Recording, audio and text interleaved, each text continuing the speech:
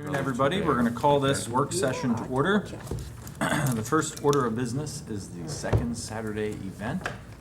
Very exciting. I'm going to turn it over to staff. And welcome to the table, Rory Daughtridge, and of course Jill Frick and Karen Giffen, our staff. Well, thank you, Mayor and Council, for having us today. In an effort to partner with other groups and also to increase our Main Street program, to work on our Catalyst project for A&E events, a partnership has come up with the Downtown Movement, and it would be second Saturday events. And the city would play a role as one of the partners. We would be a sponsor of music for it and then also help with some of the promotions. We feel like it would be a great event. I'm going to let Rory discuss it, but first, before that, Jill's going to talk about how this meshes with our Main Street goals as well. And as Karen said, this is a program of Main Street. We launched the Main Street program in April with over 100 volunteers at the library, supporting the formation of 5 work groups. The Main Street program creates an umbrella in which various groups that are interested in helping to promote and make downtown more active can work in partnership. So it creates an area in which we can be highly effective for downtown. We want to thank the volunteers that are behind this, both within the promotions work group as well as within the downtown movement and support from the city. So this is truly one of our first initiatives under the Main Street program where volunteers have come together in partnership. Hi, thank you for having us. So second Saturday, our idea is that this event will be all about the shops and restaurants in the Main Street area, that they will have their own specials, they will have set sales and things that to promote their own shop. And as the Main Street promotion group and the downtown movement, we would just make it a fun event throughout the whole Main Street area with music on different corners, children's activities, and really just using the things that we've done for pop-up shops, but to promote the existing shops and restaurants that are downtown and making the event all about them.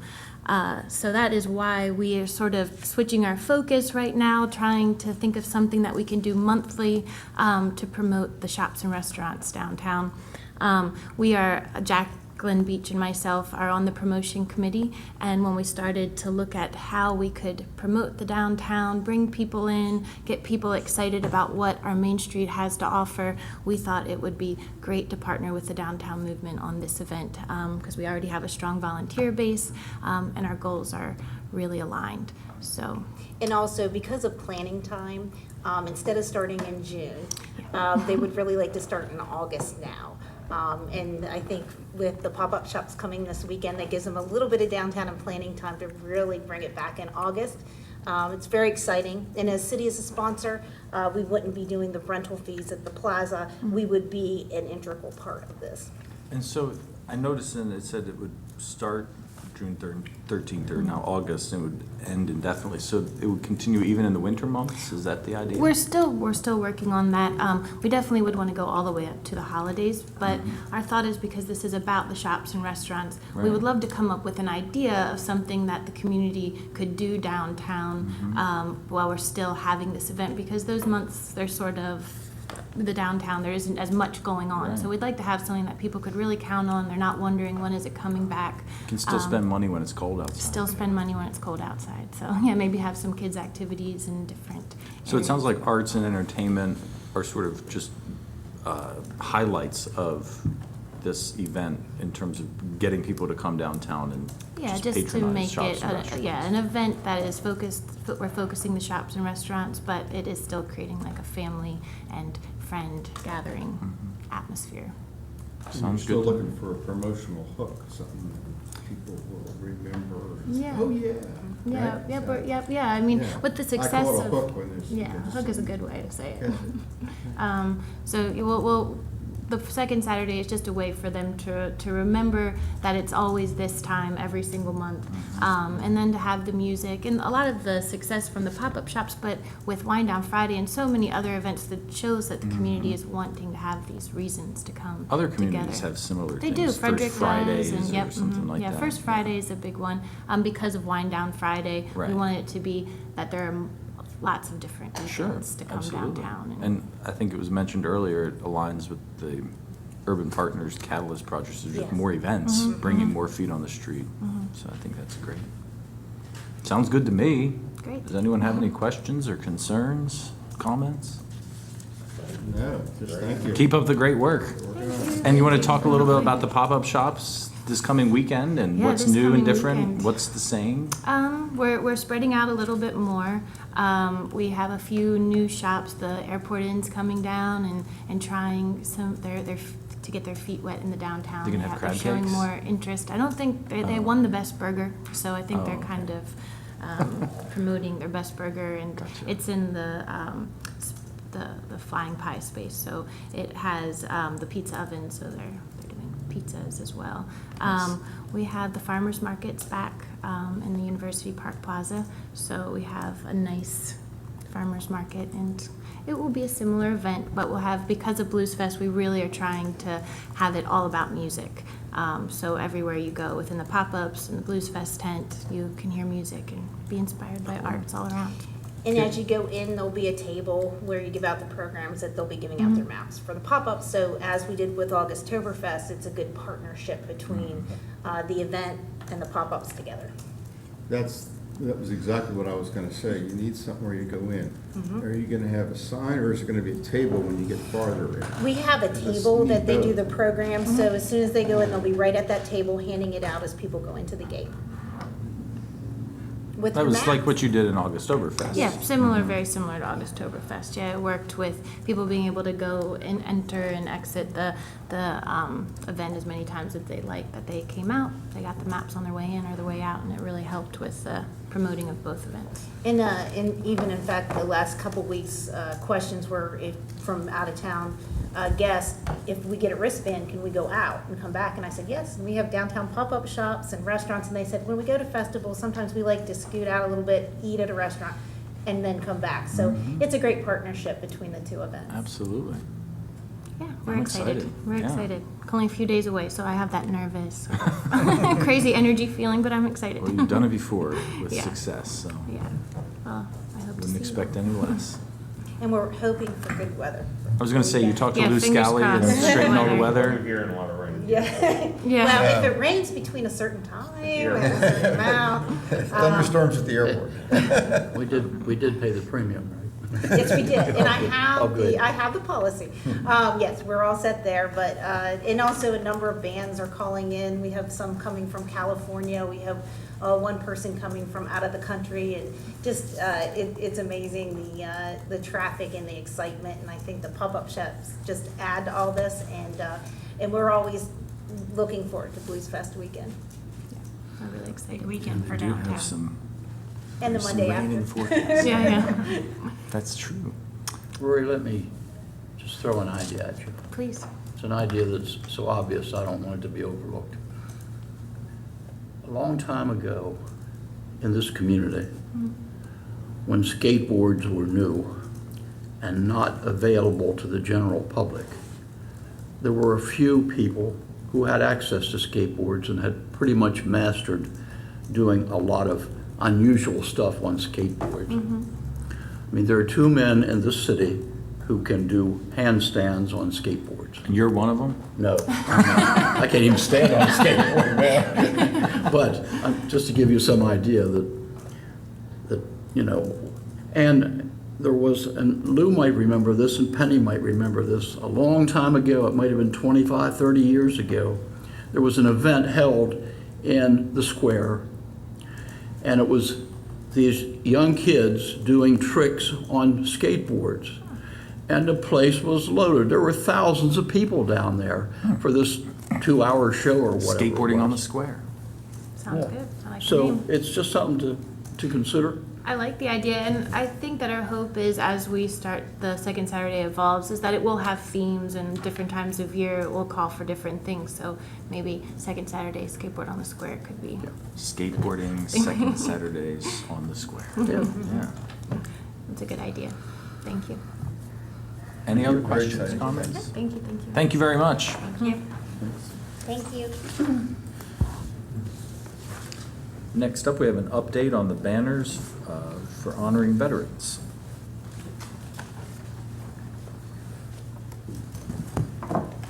Hello. Greetings. How are you? Good. Yeah, I was asked to provide an update on the veteran banner display.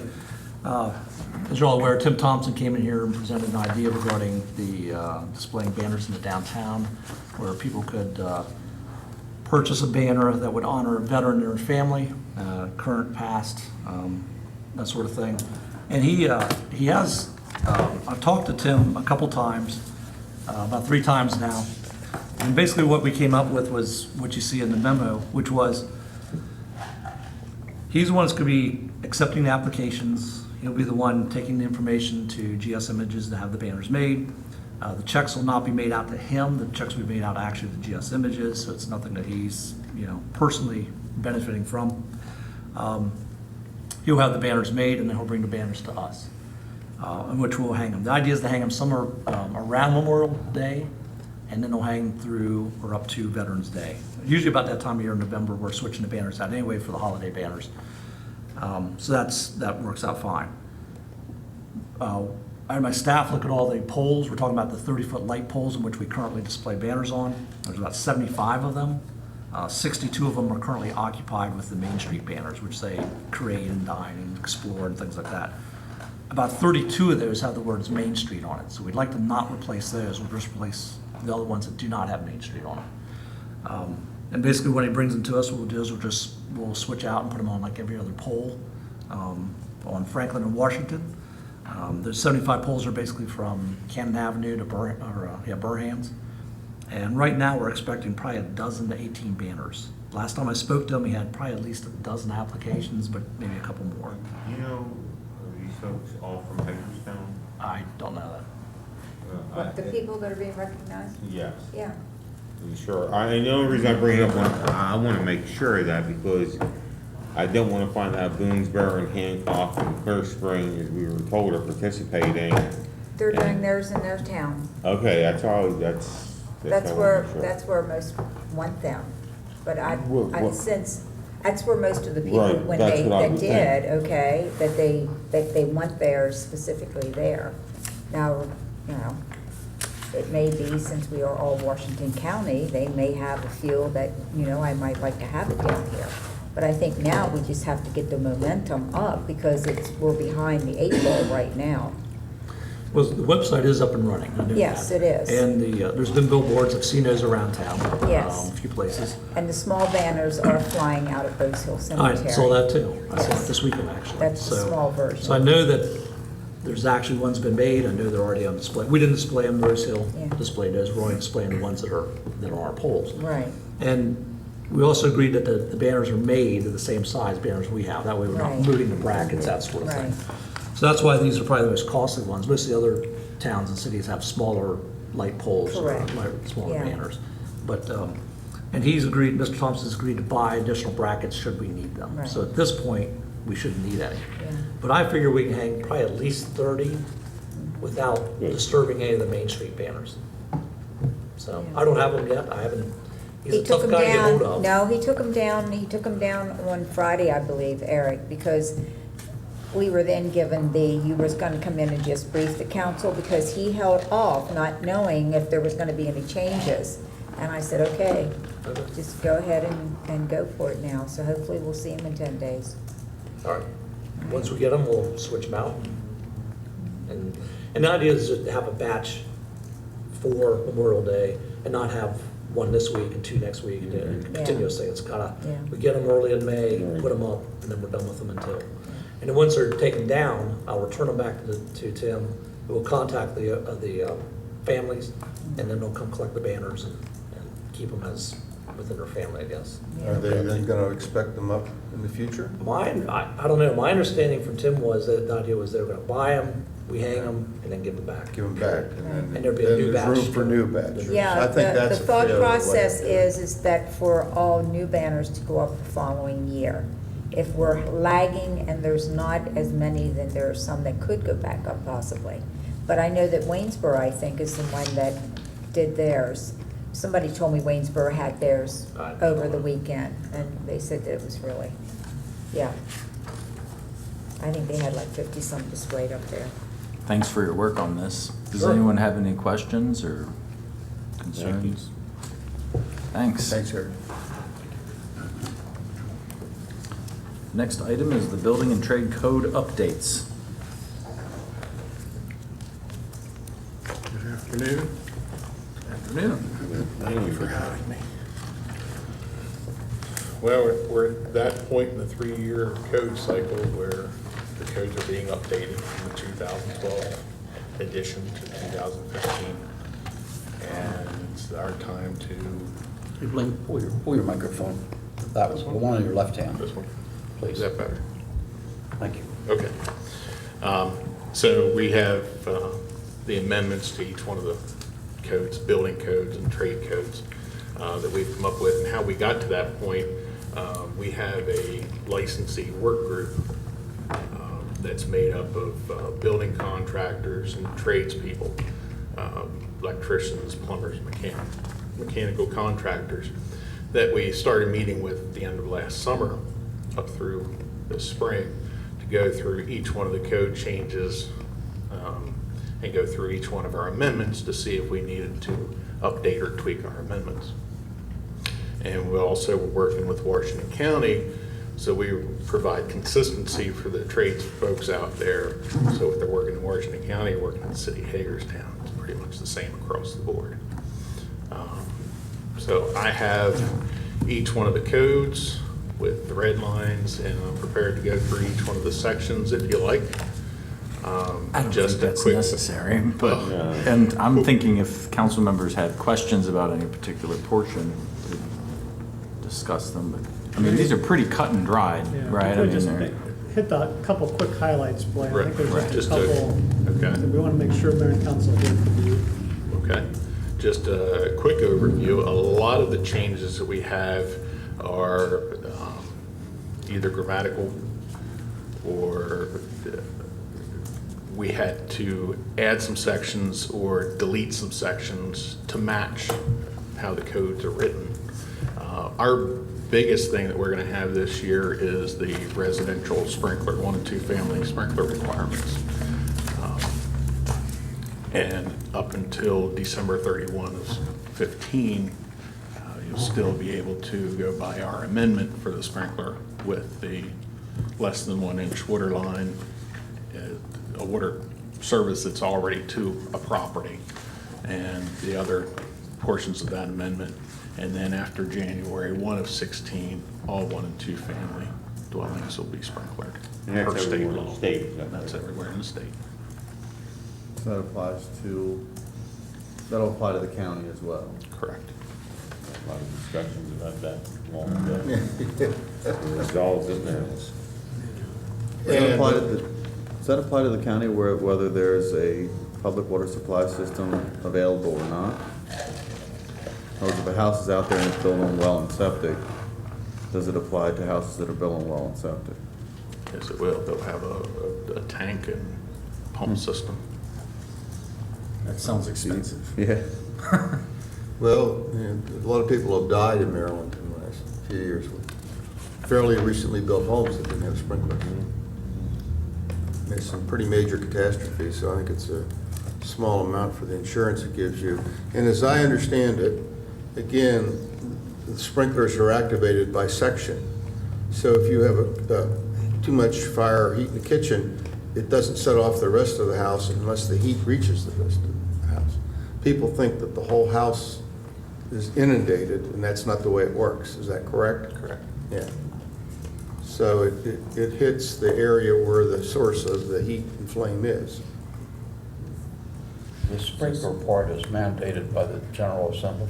Correct. We don't the city doesn't have any choice at all. In fact, Caleb. we're not able to minimize the standard, according to what was in the memo, right?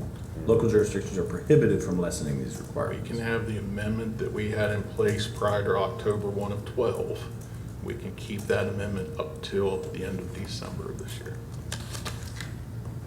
Okay, now let me ask you this one question. This is a very complicated, specialized set of amendments that you're proposing. And I would imagine that there was a lot of discussion as they were being thought through about the cost of them to people in the construction business. In general, are these going to raise the cost of construction in Hagerstown? The amendments across the board, Yeah. they, for the most part, our amendments have been in place. They're Okay. used to working with those, so there's really no change that way that the contractors are gonna have to scramble and it's gonna cost them more money and that sort of thing. Can you point out any that are different from, the county or the state? They're unique to Hagerstown, any of the changes? Is there anything here that's unique? We're told that this is to follow up on the state codes, it's pretty much pro forma. Is there anything that we're requiring new, not that's different from the other jurisdictions? Our new items would be more administrative. We have requirements for inspections, and if you don't get your inspections, then there's a penalty. It's my understanding the county does not have that in place. We have, the only change we've made to our amendments as far as that goes is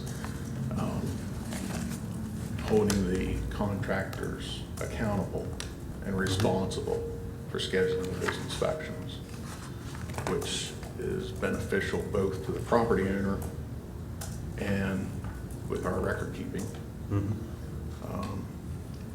And as far as an actual construction code,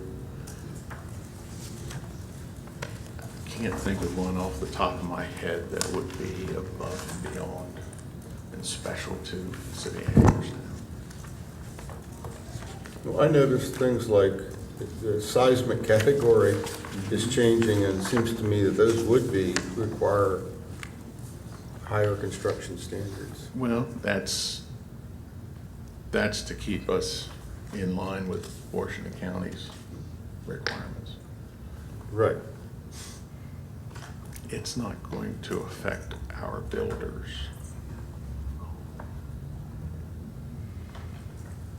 to a great degree. Did you read all these amendments? You deserve a medal. Well, you participated in formulating them. Yeah, there was I mean, I know, I was a little tongue-in-cheek comment. Yeah. I tried reading them. Well, I'll say there was an awful lot of help.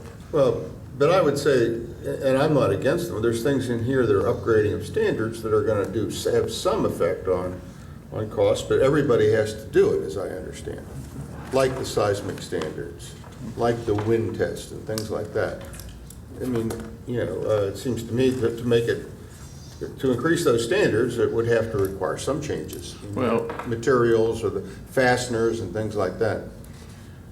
And I'm not criticizing, I'm just commenting that we're following what the state is doing and we're staying compatible with what the county's doing, except in a few administrative procedures. So, And I'm sorry, go ahead. go- I was gonna say, and to follow up on that wind design, just as an example, previously it was 90 miles per hour, 3-second bursts or gusts. Now they've changed it to an ultimate design of 115 miles per hour. But when you read through and you go through the calculations, they're pretty much the same in the end as far as what your design's gonna amount to. Okay? for the pool and spa changes, when I read it, it will apply to new pools. The new requirements will apply to folks that are applying to install a spa or pool.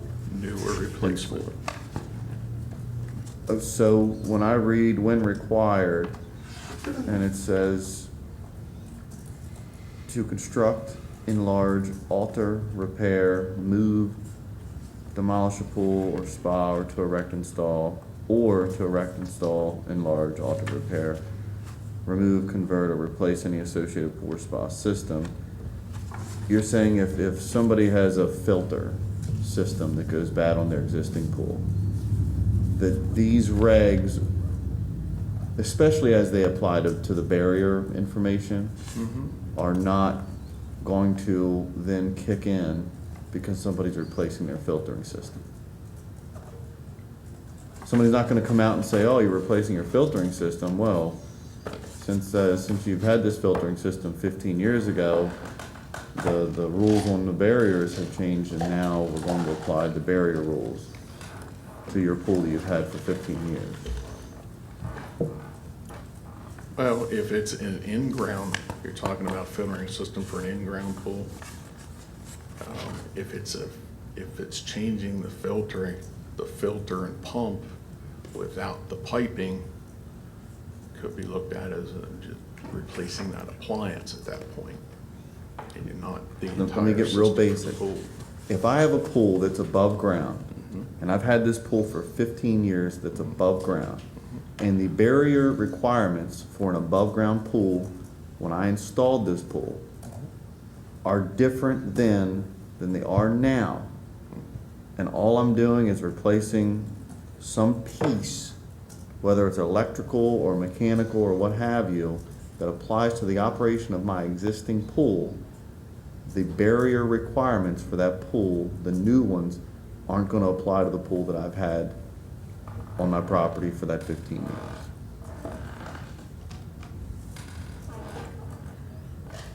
If you're going to do work to the pool that requires a permit, and there is a hazard, because that pool is, the pool walls are low, let's say the pool walls are 30 inches,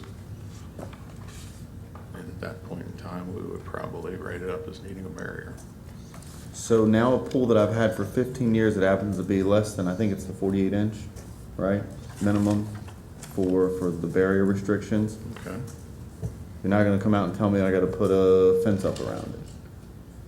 Or, and I think you've actually taken out the section where I think you can simply remove the access device, the ladder or whatever.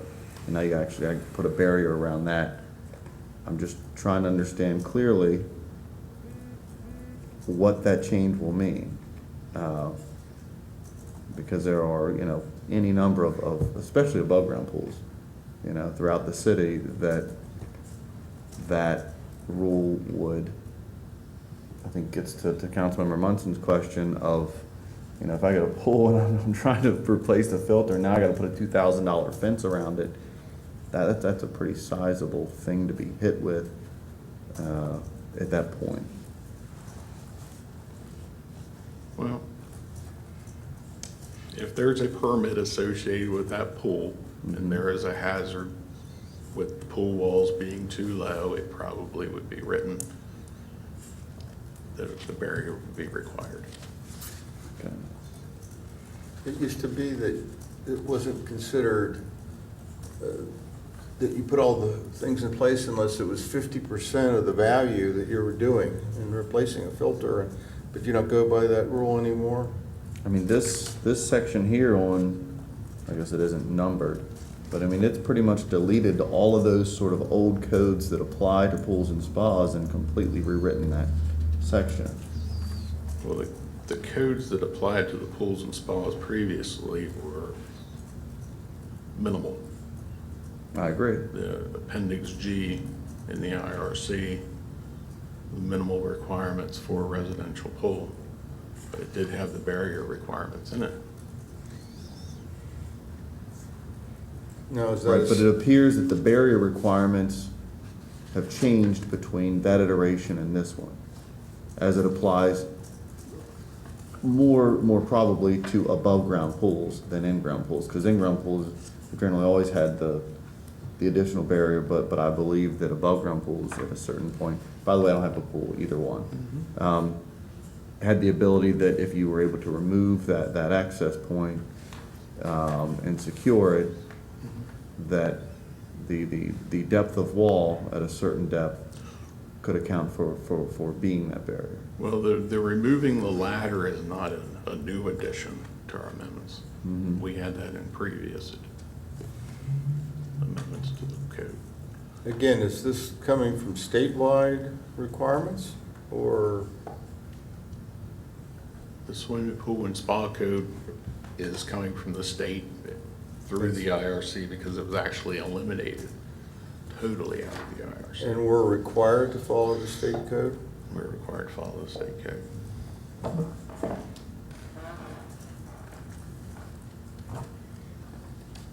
It's all in the name of public safety. That's what it's all about. People still willy-nilly put pools up, and I bet you they don't have a clue as to what you're supposed to do, other than they put the pool, then they assemble it. and We're not that's talking it. about those inflatable pools that you can buy at I'm Sam's Club. talking right? about the believe ones it's any that pool are above 18 inches. 48 inches high and 6 feet wide. That's what I'm talking about. No, but a I large believe pool. that these apply to any pool over, I think it's 18 inches. Yes. Is what the minimum Right, but requirement. what I'm saying So yes, is, to answer your question, is It those would be inflatable. inflatable pools. you know, but people will still think that they don't have. I mean, how many incidents has there been, as in people assembling pools and thinking that there was no need for anything? More than I can. That's what I'm saying, you know, I mean, until people that live in a neighboring yard is very weary of what could take place. It's easy to find fault in some of these regulations, but if a child were to die in one of these That's exactly things, right. then we, you know, it would be, we'd all look around and say it was preventable through some of these basic codes. So, any other questions, comments, concerns? Well, I want to thank the Codes Department for pursuing, it's taken many months since last fall, a plywood garage door in a neighborhood that's, you know, in good shape. And a plywood garage door is a poke in the eye, and last week it was finally replaced. It's been posted for quite a while, and I know how difficult it is to actually get and enforce these things. You know, that's, so, you know, since last October to replace a double-sized, front-facing plywood garage door. So, you know, thanks for what you guys did and instead. And just to clarify, we have the ordinances for introduction on your agenda this evening for each of these 5 areas of the code. And you have an opportunity to work on them more in June if there was something that came up for adoption on June 23rd. Anything else? Thank you very much, Blaine. Yeah. Appreciate your Thanks, work. Blaine. Thank you. All right, we will be adjourned until 7 o'clock.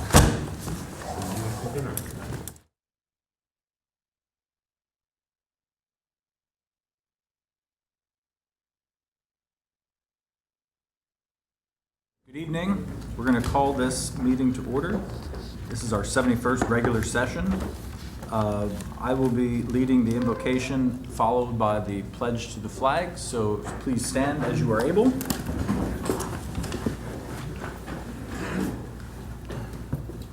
Dear God, we meet to serve our community, to use our resources wisely and well, to represent all members of our community fairly, to make decisions that promote the common good.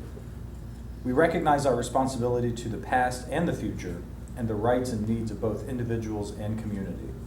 As trusted servants, we seek blessings in our deliberations and on our efforts here today. May we act wisely and well. Amen. Pledge allegiance to the flag of the United States of America and to the republic for which it stands, one nation, under God, indivisible, with liberty and justice for all. Thank you. Some announcements. We'll be operating under the rules of procedure adopted September 21st, 2013. The use of cell phones during meetings is restricted. All correspondence for distribution to elected officials should be provided to the city clerk and should include a copy for the city clerk for inclusion in the official record. Just to review our meeting schedule for June, we'll have a work session on the 2nd, the 9th, and the 16th, all starting at 4 p.m. Our regular session will be on June 23rd at 7 p.m., and we will not be meeting that 5th Tuesday, since that is the MML convention. Appointments. I will entertain a motion for an appointment of Gregory Deck to the Board of Zoning Appeals, term to expire May 31st, 2018. So moved, Mr. Mayor. Second. Have a motion and a second. All those in favor of the motion, please say aye. Aye. Any opposed, say no. We have 3 nominees for appointment to the Historic District Commission: Michael Gear, Daniel Matanek, and Stephen Silas. All of their terms will expire June 30th, 2018. Is there a motion to approve those candidates? So moved. Is there a second? Second. Motion and a second. All those, any discussion? All those in favor, please say aye. Aye. Any opposed, say no. Thank you for that. We do have some guests here this evening. The first guest I'd like to invite up is in recognition of this Hagerstown Suns 35th anniversary and also the centennial anniversary of baseball in Hagerstown. So I'd like to invite, I know Dan Spedden is here, along with Chris Easom. Dan representing the Convention and Visitors Bureau, and Chris, the General Manager of the Hagerstown Suns. Gentlemen, come on. We'll stand right. So I have a certificate of special recognition and appreciation for each of you. This is recognizing the 35th anniversary of the Hagerstown Suns and the centennial anniversary of baseball in Hagerstown. Whereas baseball has been a staple in our community for 100 years, with numerous teams including the Hagerstown Blues, the Hagerstown Terriers, the Hagerstown Champs, the Hagerstown Hubs, Hagerstown Owls, and the Hagerstown Braves, and the Hagerstown Suns, making Hagerstown their home. And whereas the year 2015 marks the 35th anniversary of the Hagerstown Suns, as well as the 100th anniversary of the first professional baseball team, the Hagerstown Blues in Hagerstown, Maryland. And whereas the Hagerstown Blues played their first professional home baseball game in Hagerstown on May 28, 1915, just a block away from Municipal Stadium at the then newly constructed Willow Lane Park. And whereas the Hagerstown Suns played their first home game of the 35th season on April 16, 2015, and to recognize this milestone, Dane Anthony, who threw out the first pitch in Suns history in 1982, was that 81? 81. Was on hand to throw out the ceremonial first pitch. And whereas baseball is America's national pastime and provides a safe, friendly, exciting environment for fans, sponsors, and players to enjoy the game, now, therefore, I, David Geisbers, the mayor of the city of Hagerstown, Maryland, do hereby recognize the 35th anniversary of the Hagerstown Suns and the centennial anniversary of professional baseball in Hagerstown, Maryland. Gentlemen, thank you so much. Chris? And I know, Dan, you would like to say a few words, would you not? I would. Sure, please do. Thank you, Mayor and Council, for the recognition. It's been fun being a full partner with the Hagerstown Suns this season, and early results, it's paying off pretty well. We have ads in 2 spring training magazines, in the Washington Nationals yearbook. We're in Baseball America, we're in Sports Weekly, and we have 2 digital marketing campaigns. So if you're browsing the internet and hit any one of 500 search words dealing with baseball, you're gonna get a Suns ad right up there 10 times, and then we'll let it go away for you. But if you click on it sooner than 10, then we just take it away after that. We'll keep up the great work with the Thank CB. you. Chris, you want to say a few words about the Suns and how their season's going? Yeah, we're actually we've been playing pretty well lately, so it's starting to get exciting. There's going to be a playoff hunt here pretty soon for the first half. We seem to play better on the road for some reason this year. I'm not sure how that worked out, but we'll take it. I've got a homestand starting up this Thursday, and got a nice giveaway, nice hat that the players are wearing. Talk about the thing going on this Thursday, and also there's something June 20th, right? Washington County Baseball. Yes, this Thursday we're giving away to the first 1,000 in the park a replica hat of what the players are wearing each Saturday night home game, and they wear that in conjunction with a jersey that the Hagerstown Suns fan club got for the guys to wear, and they're going to auction that off on August 29th. Does that sound right? It's the last Saturday home game. Yep. They love them. And June 20th is Washington County Baseball History. and Culture Day. Right. We're honoring any Washington Countyan who made it to the major leagues. Some as early as the turn of the century, and their ancestors or relatives are all being invited. So every player will be represented by someone in their family. And we're having a book signing of local authors who have written books about baseball history in Washington County. So that'll be a fun way to acknowledge the players who aren't Suns, but who made it to the major leagues and come from our county. Awesome. Thank you guys so much. Keep up the great work. Thank you.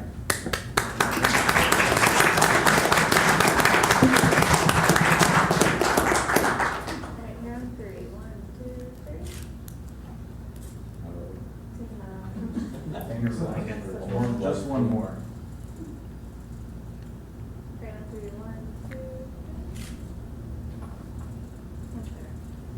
Thank you. We also have some preservation awards, and so, do we have the certificates? Oh, Steve's got them. Good evening, Mayor Geisbert, Mayor and City Council. With me is Christina Davis, the Vice Chair of the Historic District Commission.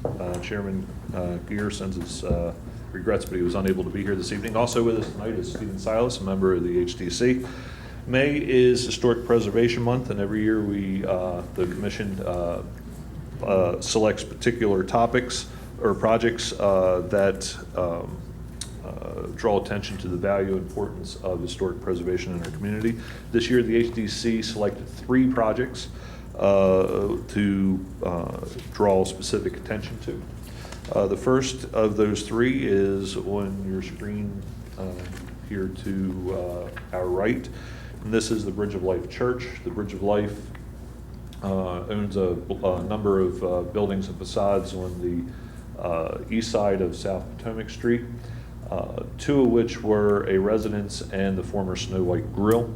They initiated a project to rehabilitate those facades, and they did an excellent job. They did a number of things to help differentiate between the 2 facades, such as window design. If you notice, the windows on the left-hand side of the building are 9/9s. However, the ones that are over top of the storefront where the Stone White Grill were are 2/2. Kind of gives you some differentiation between the architecture of the 2 spaces. And they also did a very good job in creating or simulating a historic storefront there where the Snow White Grill used to be. It does not. Representing Bridge of Life Church is Dan Pointer.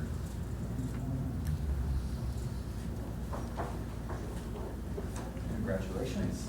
Thank you for your contribution to the community.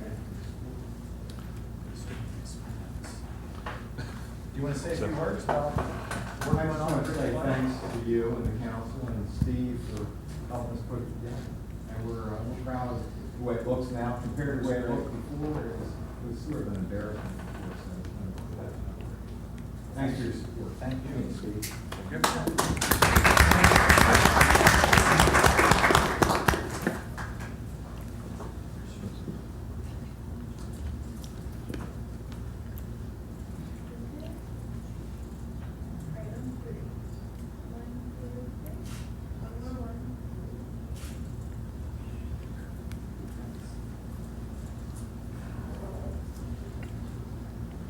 The next project is the Maryland Theater. This is a rather unusual situation with us because most folks know that the Historic District Commission, as a regulatory body, deals with the exteriors of property and not the interior. However, in this particular case, given the historic significance of the Maryland Theater and the fact that actually the Maryland Historic Trust holds an easement on the interior of the property. It draws attention to the importance of historic preservation to the interior of buildings, oftentimes is just as important as the exterior. There's a number of folks here from Maryland Theater here today. So gentlemen, please step forward. And if y'all could introduce yourselves. Do you want to introduce? Yeah, members of your board, absolutely. Sam Young, Caleb Davis, Michael Raka. So, Well, congratulations. Congratulations, Maryland Theater. Give them a round of applause.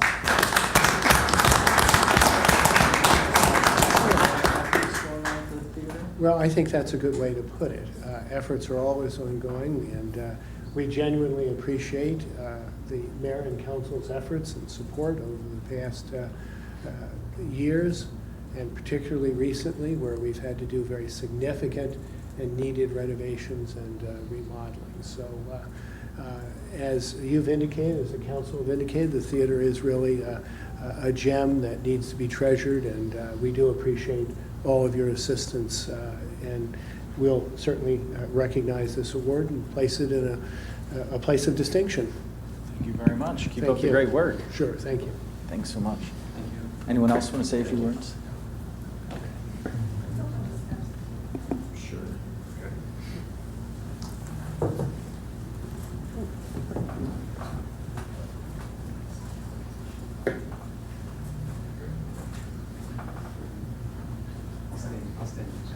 I just stand wherever Aaron tells me to stand.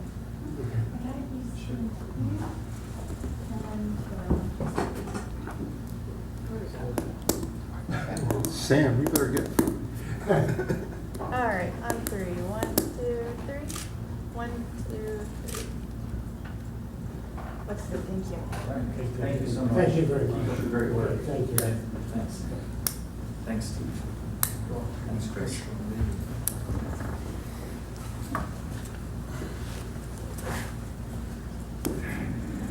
And our last one, just for the record, I don't believe the property owners are here. Wing, Mr. and Mrs. Wing? No. The third one, for the record, is work that's been in kind of a slow ongoing process with the property at 817 The Terrace. This is the former John C. Pangborn residence. The property owners are Mr. and Mrs. David Wink Jr. This is one where it kind of sneaks up on you. It's not something like the project at the Bridge of Life where they went in, they did a lot at one time. This was kind of a slow evolution as far as the ongoing upgrading and restoration of the facade of this building. But the HDC identified this as one definitely worthy of some note. So we will make sure that this certificate gets to Mr. and Mrs. Wink in recognition of the work they've done on this property. Thank you, and thank you to the HDC for all the work that you do on a weekly and monthly basis, helping us with the decision-making there. Thank you, sir. And give a round of applause to the Winks.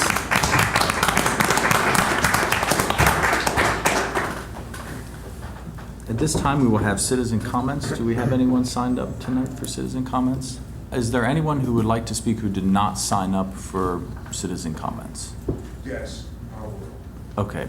If you don't mind, if you state your name and address, if you don't mind standing at the podium, and I just want to remind folks that you are on air and on YouTube. My name is Bentley Wakefield. Mm-hmm. I live in Hagerstown. And my address is, there's not a bench anywhere in Hagerstown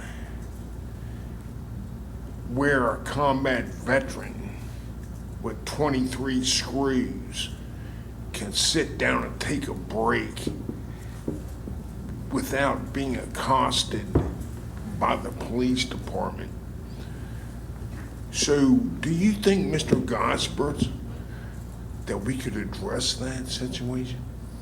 You mean have more benches? More than one? I think that's a great idea. Yeah. So that's the only reason I came here today, Senator Munson. Okay, thank you for your comments. Is there anyone else who would like to speak who did not sign up? Okay. Mr. Silas?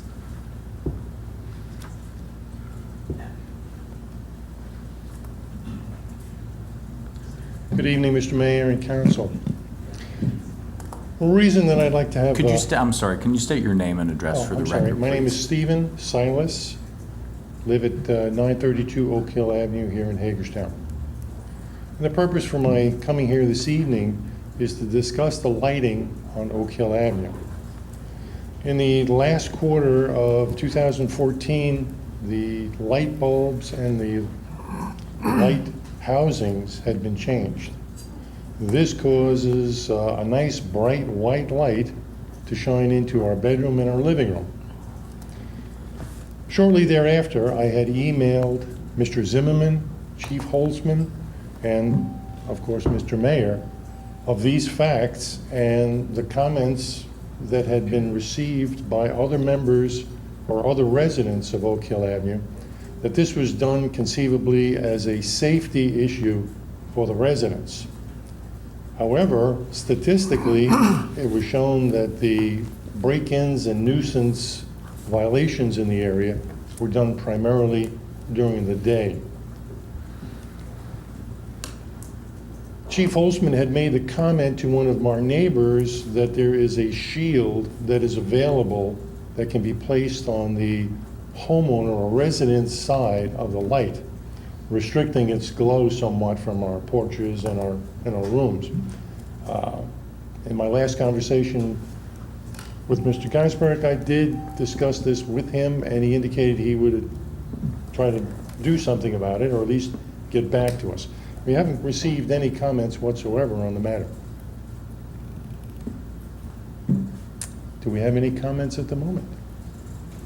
I have not had any follow-up with staff on it. I do know that those are available and they cost X amount of dollars. So I think the bottom line is whether the city would pay to put those, or if residents who wanted those installed, if they would be willing to pay for them. I'm sure the city would be willing to buy them and install them. Well, we'd certainly entertain an idea as to what the cost is. Okay. I do. Get it on a work session? Yeah. Talking about it? Well, I do recall getting an email about it. I just can't remember the specifics. I did follow up. I just can't remember the specifics on how much the shields cost. Okay. We can get it on a work session and notify Silas when the work session is, so you'll know when it is. Great. That would be, I think, an appropriate thing to do. Thank you all Sounds very like a much. plan. Thank you very much. Thank you. Thank you.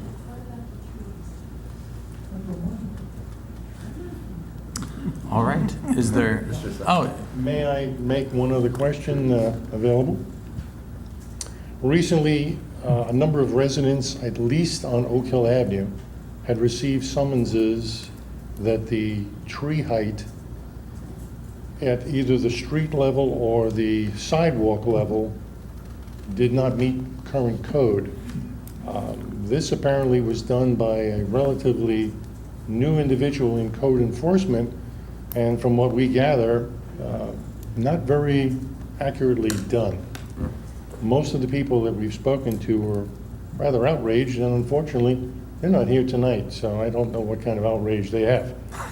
But you're just speaking on their behalf. I mean, I know our home had been taken care of previously, and I've measured the property, so I see no reason why we would have gotten a summons rather than some type of a warning that these trees would be examined. So I'm just making that comment. I did get contacted by one of your neighbors about that, but I have not had a chance to follow up on that particular item. Okay. Could we add that to the work session? Sure. Let's add that. Yeah, we have everything. I do know it's not the first time that the tree issue has come up in the neighborhood. Thank But you I all. appreciate Thank you you. bringing that forward to us. Thanks. Is there anyone else who did not sign up to speak who would like to at this time? All right, moving on to city administrator comments. I have just one reminder, which is due to Memorial Day holiday, all our refuse and recycling collection this week is pushed back one day for each property on our schedule. Thanks for the reminder. That's it for me.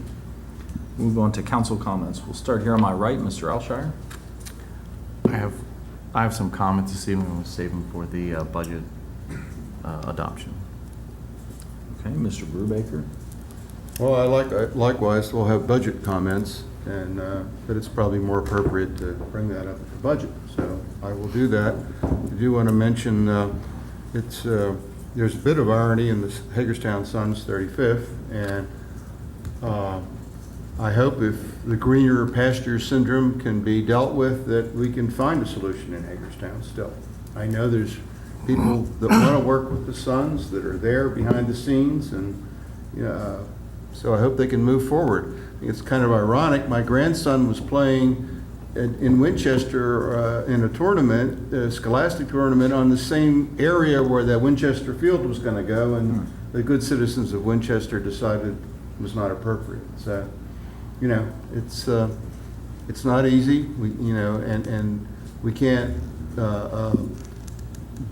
subsidize a team, but we can sure help provide a good facility and find a way to make it work if both parties are willing, I think. An investment that would last perhaps another 100 years.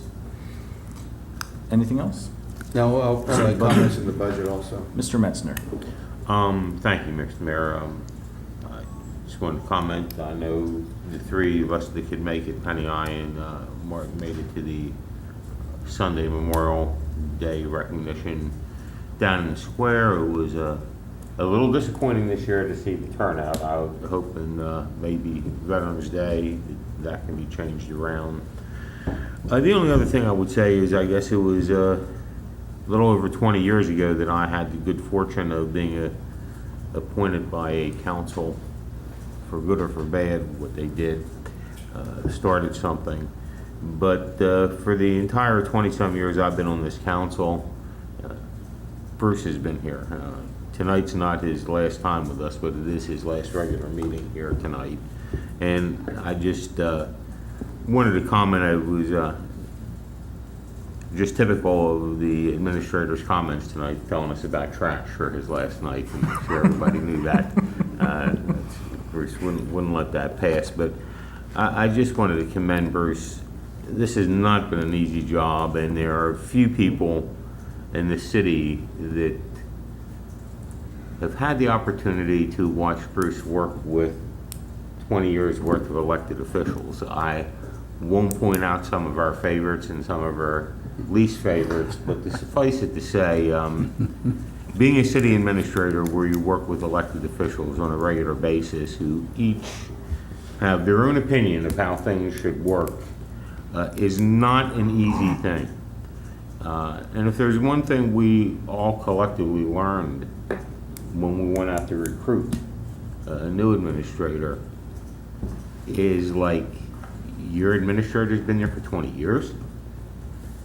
That just is not really something that happens in this business. And having seen the turnover in elected officials and those things, I understand why it isn't.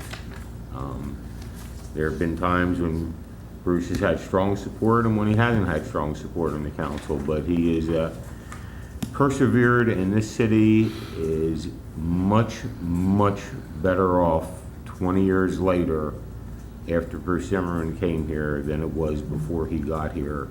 And anybody who walks these streets in Hagerstown and doesn't realize that either has your eyes closed or haven't been here for the last 20 years. And I just wanted to commend Bruce for all he's done tonight, given this is the last regular session. Thank you, Bruce.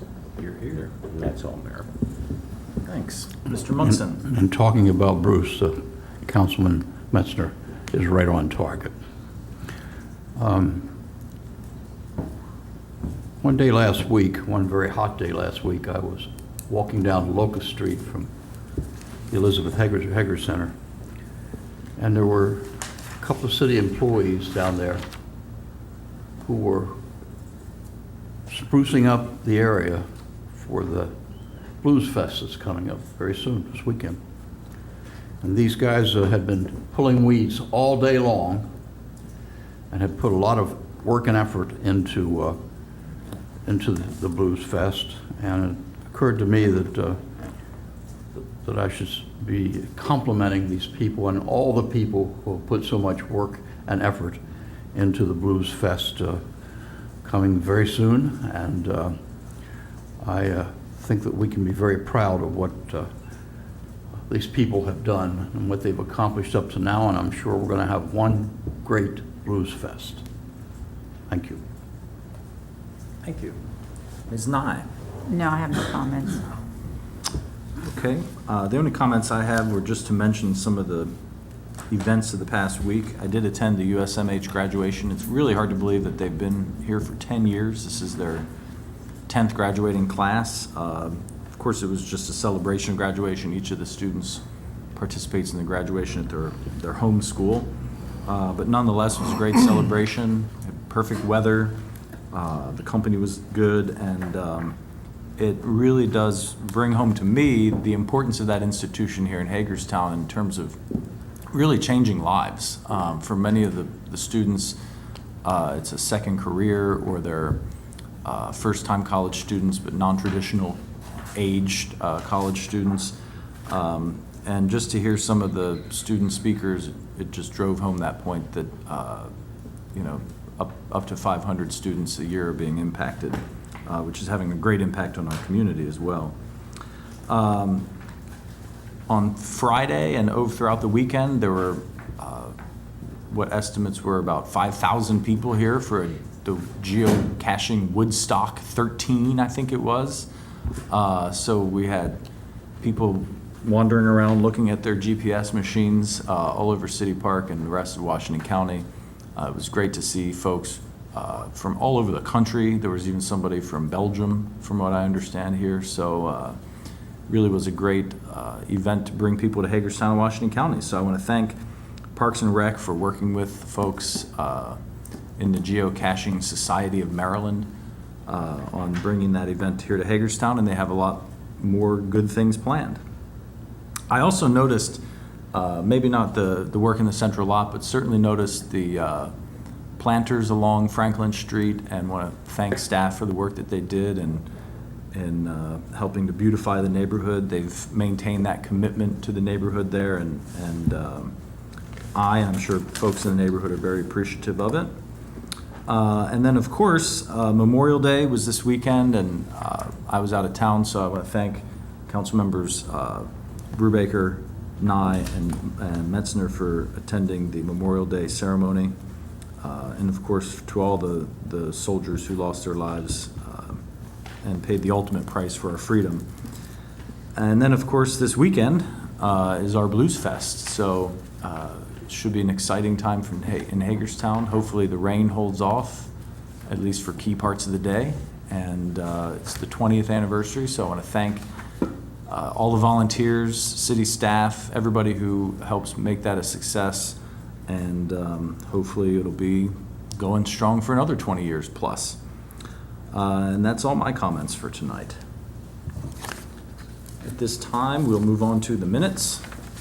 Mr. Mayor, I move that we adopt the minutes of March 24th, April 13th, April 14th, April 15th, April 18th, April 21st, and April 28th, 2015.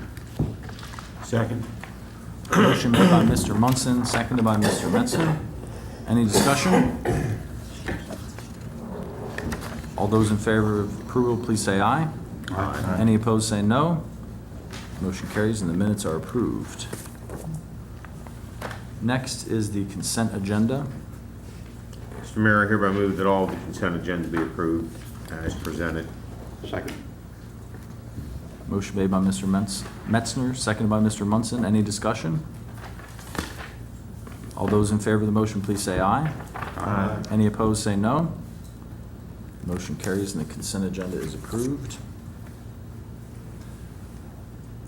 Unfinished business, item A, the approval of an ordinance amendments to Chapter 117 Recycling and Refuse Collection. Mr. Mayor, I hereby move for Mayor and City Council to approve an ordinance to amend the Code of the City of Hagerstown, Chapter 117, Recycling and Refuse. Specifically, the amendments will establish the imposition of an abatement fee for removing trash set out on the incorrect day, and clarify enforcement language indicating who may be charged and the fine amount This amendment aligns this chapter with the city's property maintenance code. Second. Motion made by Mr. Alshire, seconded by Mr. Brubaker. Any discussion? I just had a question for staff. How are we gonna make sure people know, I mean, the rule has already been there, but how are we gonna let them know about this change in the legislation? Would it be something besides web? I mean, would we put an insert in folks' bills? So I'm just thinking some kind of public awareness Yeah, we could certainly would work be on in that order. to do a more expansive information campaign. Right. That was my only thought on that. Any other discussion? All those in favor of the motion, please say aye. Aye. Any opposed, say no. Motion carries, and the ordinance is approved. Next up, item B, the approval of an ordinance, the tax rates beginning July 1, 2015. Mr. Mayor, I hereby move that an ordinance be approved as introduced May 19, 2015 to establish the city's tax rates for the fiscal year July 1, 2015 through June 30, 2016 on the basis of 0.913 cents per $100 of assessed value of all real property and 2.283 per 100 of assessed value of all business personal property within the city of Hagerstown. These rates reflect an increase of 1.5 cents per $100 for real property and 3.8 cents, per $100 for business property over the current year. Second. Have a motion and a second. Any discussion? Well, I have a couple of comments for each one, but I'll just address the tax rate first. And, you know, to the average homeowner, the average citizen, just like myself, I think my house is probably assessed at like $160,000, to use that figure. I think that's down from when I bought it in 2005 by about $3,000. What that means to me is about $15 more in my total tax bill next year than my current tax bill now, and that's about as simple as I can make it. I support the change in the tax rate and frankly the next item of the budget. In part, I look at, I don't have cable, I have Dish, which seems to have a never-ending adjustment to it, and I use Columbia Gas, which adjusts every year. My telephone bill certainly has not went down, and my water and sewer utilities, I think we just did those adjustments recently. Every one of those items have adjusted up incrementally over the last 10 years. My assessable amount of my home and the applicable tax rate really hasn't changed a lot in that period. When you add in the differential from the county tax rate, I think the total difference is about $250 that you pay for one more now and less for the other. And I guess for me, I look at that $15 and what it applies to, and a lot of folks I think get a bit confused where the water and sewer and those utilities that you pay to the city and those other entities are enterprise-driven funds, and no one ever really questions those. They just cost what they cost, and you pay them because you pay them. But the general fund side, and you take this $15 and what that applies to are services that aren't utilities, but certainly are necessary public services like your police and your fire and your transportation, and those other things cannot remain in a static state forever any more than those other types of costs that are enterprise and utility driven. And so that, I think, to me is probably the easiest way to understand it as a citizen. Any other discussion? Yes. This council started out with the city manager's proposed budget of 5-cent increase in the tax rate.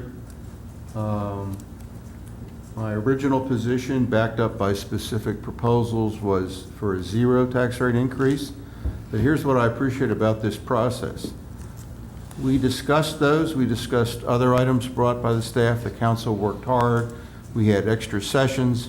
And I think, we were able to come to a consensus on a variety of issues and bring the budget in at 1.5 cents as opposed to 5 cents. So I respect that consensus. That's why I chose to second the motion. And I think that we're leaving the city manager in a shape where she has a lot of flexibility in a lot of ways. But, you know, I again, don't think that we should envision a tax rate next year, but that's my opinion. And I want to, you know, again, thank my peers and staff for working hard on this. We cut the budget by approaching $1 million in the general fund. And I think that it keeps Hagerstown in good shape. We're paying our pension funds. We're doing things that you could make a case where that, you know, we can't afford that right now, but you can also make a case that we'll have to pay it in the future. Let's continue that. So, you know, I think that we've arrived at a very supportable budget, and again, I thank my peers and the staff. Thank you. Any other discussion? Motion on the table is made by Mr. Metzner, second by Mr. Brubaker. All those in favor, please say aye. Aye. Any opposed, say no. No.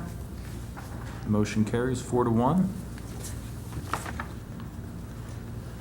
Next up is the approval of an ordinance for the budget fiscal year of 2015-2016. Mr. Mayor, I hereby move for the approval of an ordinance as introduced May 19, 2015, to adopt the city's budget for fiscal year July 1, 2015 through June 30, 2016, in the total amount of $125,922,673.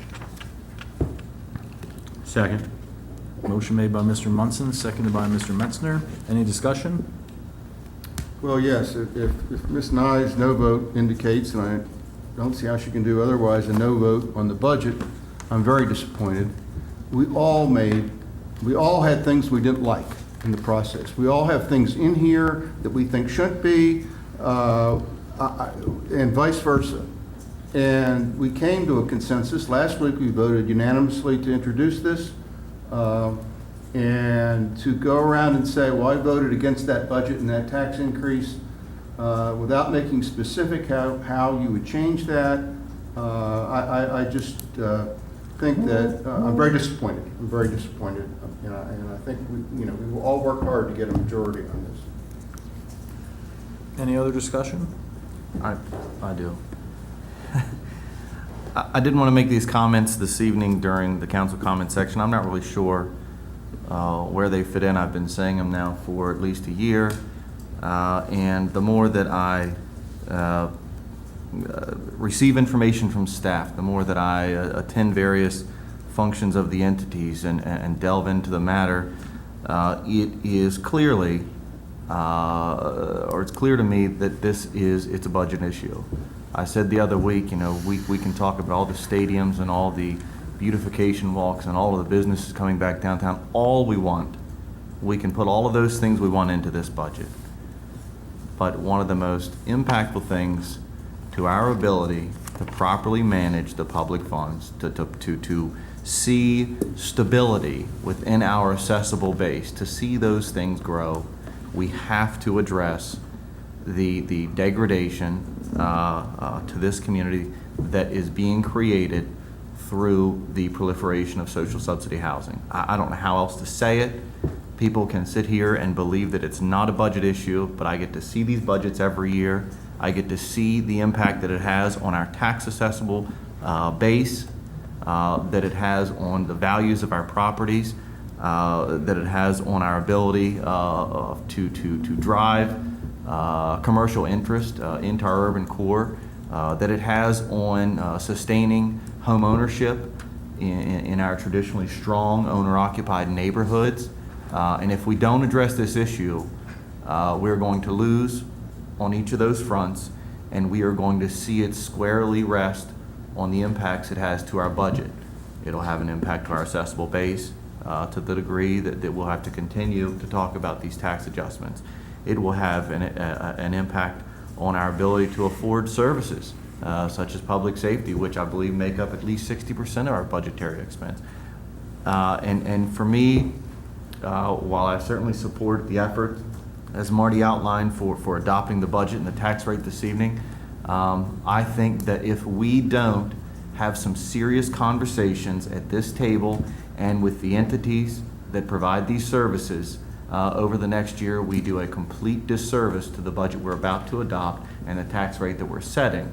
And I want to make it clear that my comments aren't in a manner to suggest that these entities don't exist, because we're not insulated from the necessity of such services, but we cannot let them continue to proliferate to epidemic proportions that we're seeing in this community, that we're seeing in every one of our neighborhoods, that we're seeing in every one of our buildings downtown, without having some serious conversations on exactly how much we can sustain. Because if you're one of these organizations in the community and your objective is to help with the issues that we have in this community, I say, great, I'm here to support you.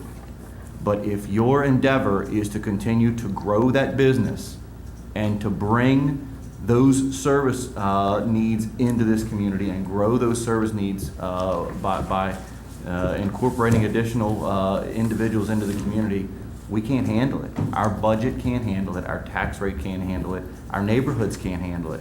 And it's not okay. It's not okay when I hear about one of the social service housing organizations housing 14 individuals in an apartment where they share one bathroom.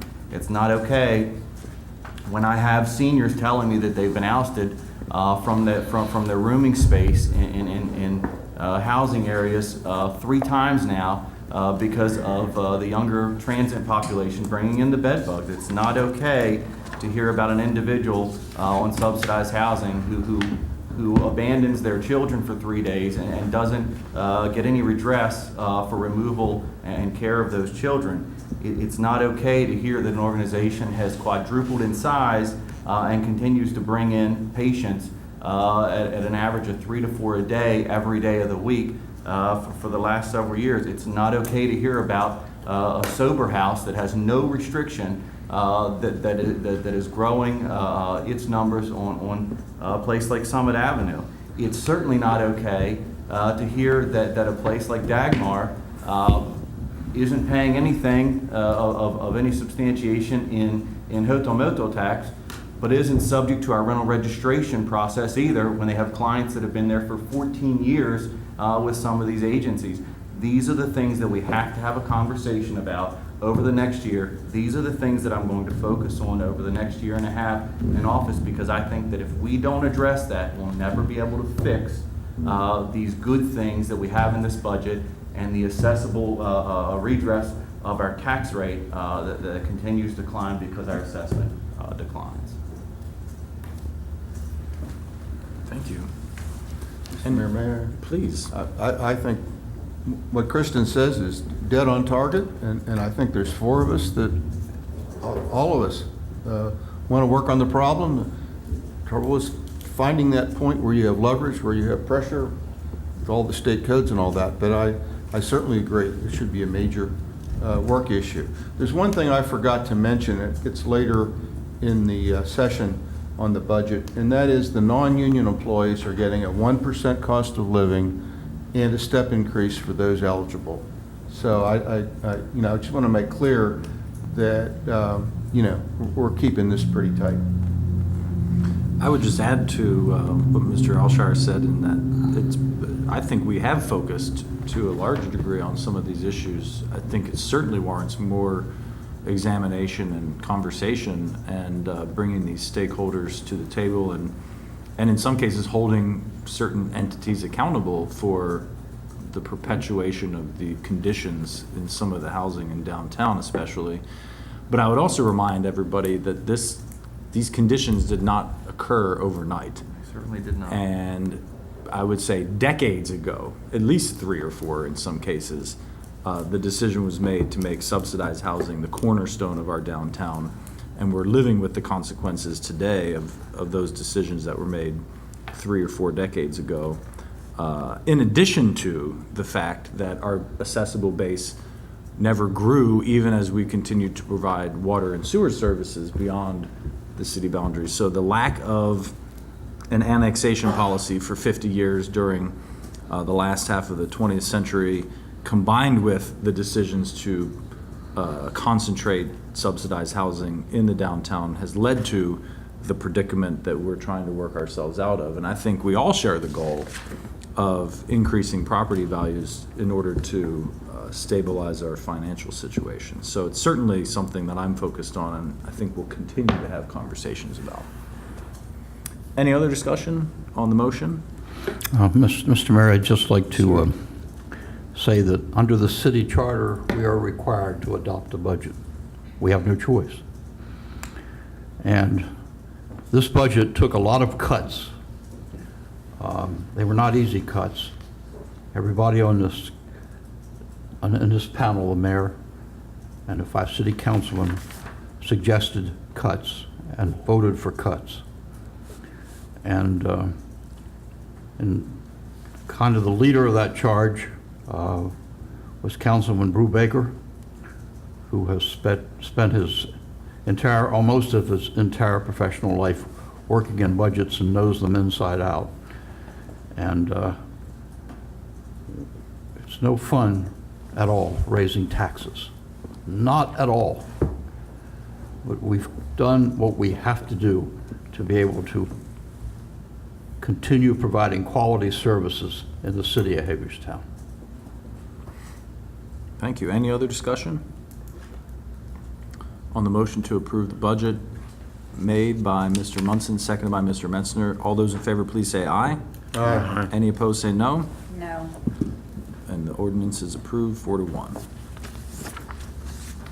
On to new business. I just want to make a note to council members and to others who may be following along that they may not be in the order that is listed on your agenda, so I'll introduce the title of each one. So item A is the introduction of an ordinance to amend the code of the city of Hagerstown by deleting and repealing Chapter 64, Building Construction, Article 4 thereof, Electrical Standards, and replacing it with a new Article 4, Electrical Standards, which provides for electrical standards and requirements, licensing requirements, and penalties for a violation thereof.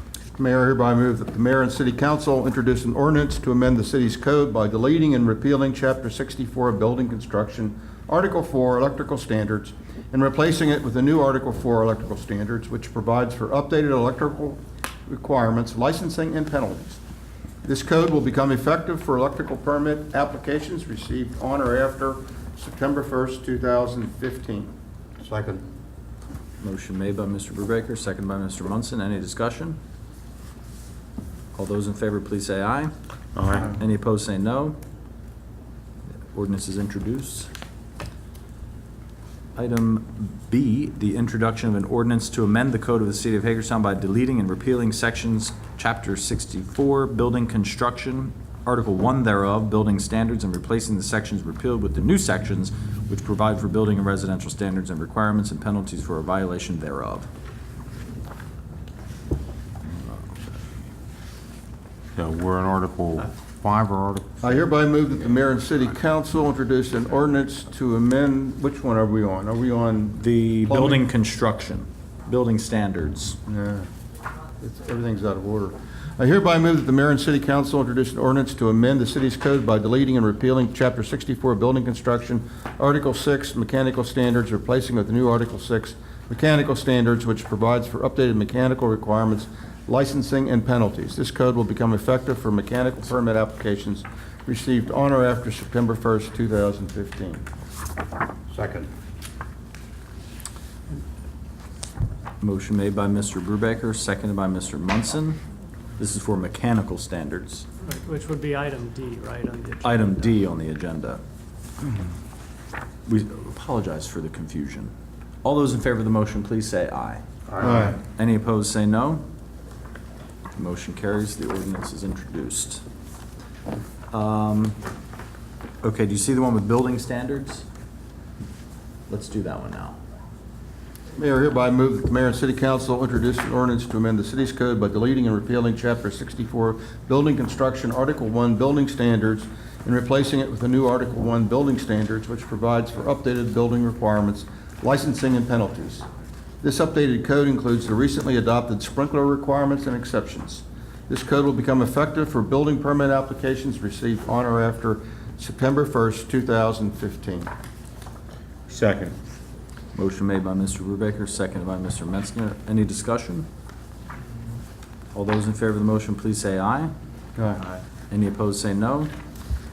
Motion carries and the ordinance is introduced. Item C is the introduction of an ordinance amending Chapter 64 plumbing standards.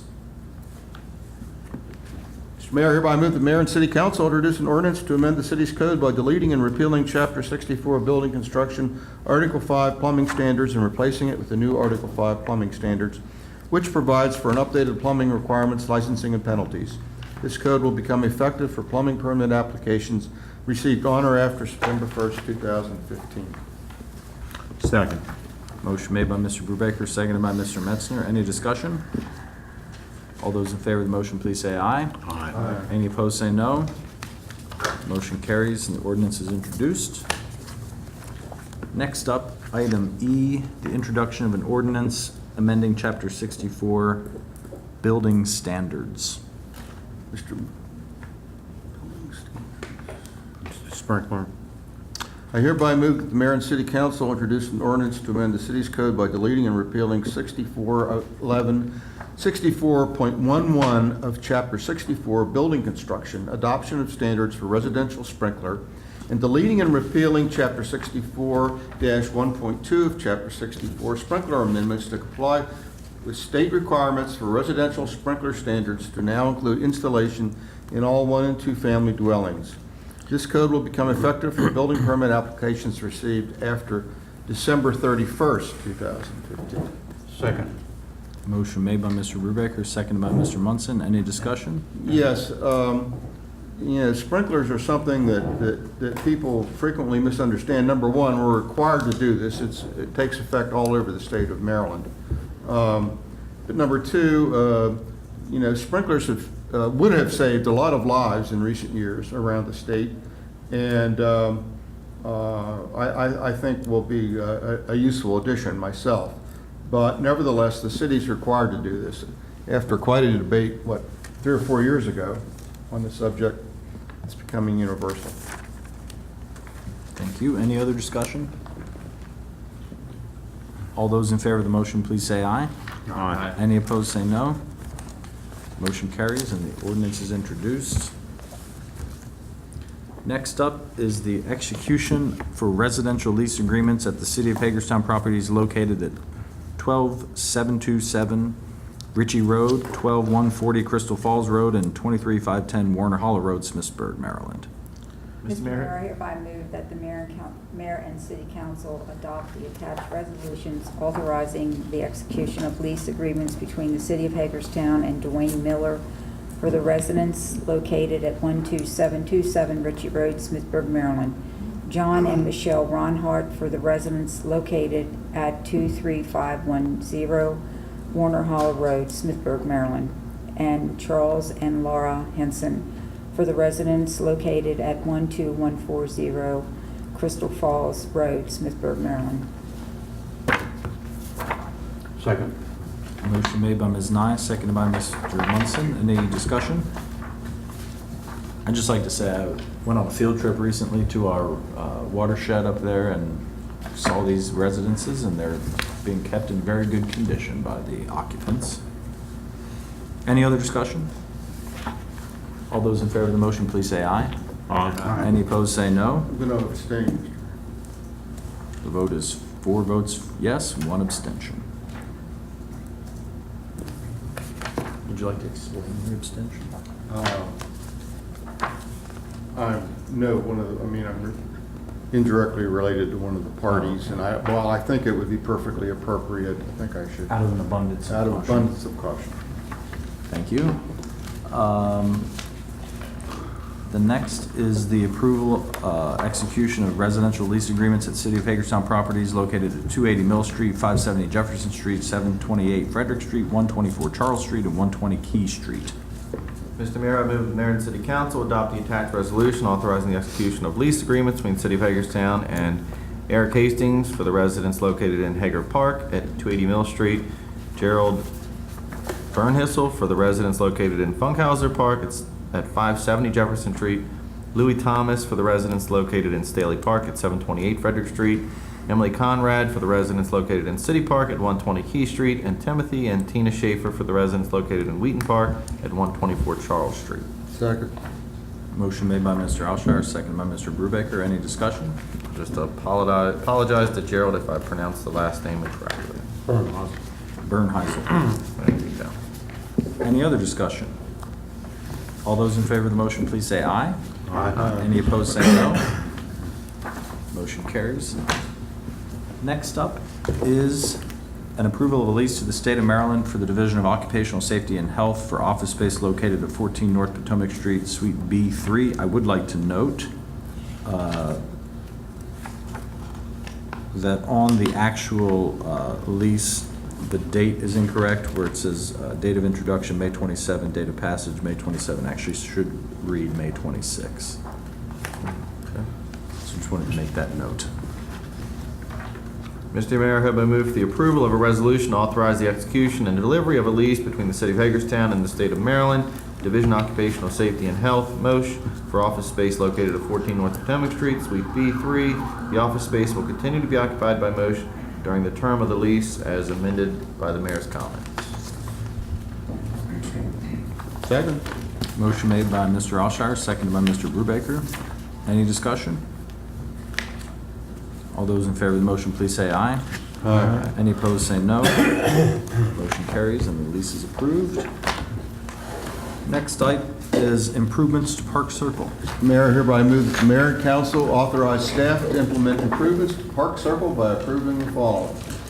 1, award contract 15 SD03 to Huntsberry Brothers, Inc. of Smithsburg, Maryland, in the amount not to exceed $175,765 for the construction of a stormwater facility, construction of additional islands for pedestrian safety, and overall pavement reduction. Authorize an additional work change order in the amount not to exceed $72,710 to the competitively bid 2014 pavement preservation contract 14-14-PP-10 with Craig Paving of Hagerstown, Maryland. This work includes milling, paving, traffic control, and decorative asphalt for the truck apron. Authorize an additional work change order in the amount not to exceed $10,000 to the competitively bid pavement marking contract 12-12-PM-06 with Alpha Space Control of Chambersburg, Pennsylvania for pavement markings. 4, authorize staff to install signs, estimated cost $1,525, and pavement markings to convert the Circle's traffic operations to a roundabout configuration. 5, authorize the mayor to execute a standard license agreement with the Park Circle Animal Clinic to allow them to utilize surplus city property in the southeast corner of the circle for their parking. Funding in the amount of $260,000 for the project is per the attached memo. $236,774 of the funds are from a grant of state highway user revenue. Second. Motion made by Mr. Brubaker, seconded by Mr. Munson. Any discussion? Yes, this will be hard for a lot of people, but I think it's going to be of benefit since it'll make the roundabout, make the circle work like almost everywhere else. And I think there'll be other things that will improve the look of the area. We're getting environmental grants for reducing impervious paving. So I think it's going to be hard to swallow. And we're getting it done for only $25,000 of city money. The rest is state money. And so I think staff has worked hard on this, and I commend them. And I realize that you can't win on all these items. Thank you. Any other discussion? 2 comments. 1, I obviously support about 90% of this plan. I will be voting in opposition specifically for the stoppage of traffic or the restriction of flow from the northbound Virginia Avenue into the circle at the south entrance of the Park Circle Animal Hospital, and also for the width of the bike lane that rounds the western portion of the changes to the Park Circle. Okay, any other discussion? I'd just simply like to point out that our city engineer has put a lot of work, a lot of thought, a lot of effort into collecting money to make this project go. And when this project is finished, it's going to be a much safer drive and much more attractive drive around the front of the city park. I think we should give a shout out to the Board of Traffic and Parking as well, that I think worked pretty closely on this with the engineer and with the neighborhood there too. Any other I'd like to discussion? note that this intersection, even given its complexity, has had one of the fewest traffic count accident rates of any of these types of intersections in the city. So it definitely will improve aesthetics, but I'm not real certain that there was huge safety issues to begin with. Any other discussion? All those in favor of the motion, please say aye. Aye. Any opposed, say no. No. The ayes have it, 3-2. The motion carries. Next up is the approval of a memorandum of understanding with the Community Action Council to distribute utility relief concert proceeds. Mr. Mayor, I hereby move that the attached memorandum of understanding between the City of Hagerstown and the Community Action Council to distribute utility relief concert proceeds be approved. Sponsorship proceeds for the event are to be distributed to the utility providers on behalf of individual city residents who reside within the city limits and who meet financial and other eligibility criteria for utility relief set by the Community Action Council. Second. Motion made by Ms. Nye, seconded by Mr. Metzner. Any discussion? I will be voting against this memorandum. I believe it was very recent that this organization expressed some frustration with the city over our due diligence of disconnection of a specific service within the city due to non-payment. And given my comments previous this evening, I think that this will reflect a process of sort of starting to draw that line and bring accountability to these issues. Any other discussion? Okay, as far as accountability, tune me in on that one. I don't quite understand that one. Well, No, make it real simple. you've lost me. I'll make it real, you asked the question, Yeah. I'll make it very simple for you. Okay. We are partnering in this process with an entity who expressed clear frustration with the city of issuing a notice of disconnection of service, which we're required to do for properties in this community for non-payment. And here we are partnering with an entity to carry out this very type of thing as relief to one of our utilities. As much as I agree with a couple of them, Penny, I'm going to defend your position No, here. can I please defend my position? As soon as I get done pointing one thing out. Okay. Which is that although I agree with what Mr. Alshar is saying about some of the attitude about our action for terminating a utility, I think the city is in an awkward position of having a concert to raise money to pay ourselves for bills that people are behind on. So we are the utility provider. We're also in some ways helping to organize a concert to help people who are unable to pay those utility bills so that we can pay ourselves. So if anything, it at least provides some kind of distance from ourselves helping ourselves, I guess, is a I'm really not opposed to doing any of that. bad way of stating it, but I figured I had to put that out. Ms. Nye. Well, unfortunately, when everything happened with the Dagmar, this was prior to it happening. And it was done in good faith. the individual who created most of the problem at CAC should be taking that on the chin, and not the people that are going to be receiving this money. And that's how I feel about it. This was a good thing for the city. It shows an effort of the city as far as being able to help those who are in need here. And we all know that a lot of the older ones are the ones who need it more than a lot of others. And I'm hoping that the big focus is going to be, which it was the last time. But don't ever think that everybody sits on the same page in an organization, because they don't, because one is more vocal than the others. The other ones should not be punished as well. I just think this is good in terms of allowing basically a third party to decide who is going to be helped instead of Correct. members of the city staff or city council members. I'm not trying to make opposed to those finding an appropriate third party to do that. decisions. All right, any other discussion on the motion? All those in favor, please say aye. Aye. Any opposed, say no. No. Motion carries 4-1. Next up is the approval of stop-loss insurance for medical coverage for FY 2015-16. Mr. Mayor, I hereby move for approval of Highmark to administer the stop-loss insurance for the medical plan for fiscal year 2015-2016. Second. Motion made by Mr. Munson, seconded by Mr. Metzner. Any discussion? All those in favor of the motion, please say aye. Aye. Any opposed, say no. Motion carries 5-0. Next up is the approval of administration of medical claims for FY 2015-16. Mr. Mayor, I hereby move for approval of United Healthcare to administer the medical claims for fiscal year 2015-2016.